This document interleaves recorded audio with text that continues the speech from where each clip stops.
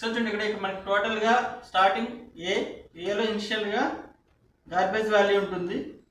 Next ఈ statement execute అవుతుంది. ఏలోకి వాల్యూ ఎంత వస్తుంది 10. నెక్స్ట్ ఇక్కడ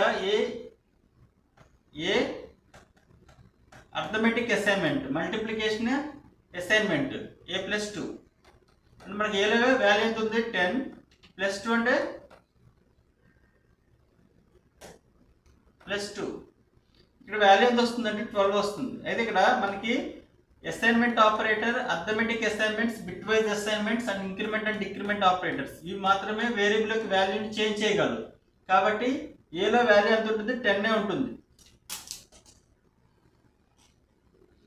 సో ఏలో వాల్యూ 10 ఉంటుంది. ఇప్పుడు నాకు ఇక్కడ వాల్యూ ఎంత ఉంది 12. నెక్స్ట్ మల్టిప్లికేషన్ జరుగుతుంది. అంటే ఇప్పుడు నాకు ఏలో వాల్యూ ఎంత ఉంది 10 కాబట్టి ఇంటూ 10 అంటే వాల్యూ ఎంత వస్తుంది 120. అంటే ఏలోకి వాల్యూ 120 వస్తుంది. ఈ వాల్యూ ప్రింట్ అవుతుంది. ఏలో ఉన్న వాల్యూ ఎంత 120 కాబట్టి 120 is the output.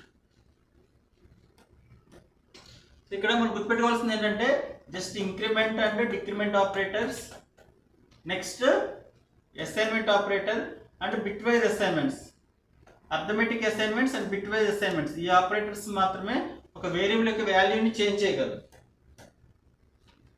So Alt F9, yes, Control F9, Alt F5.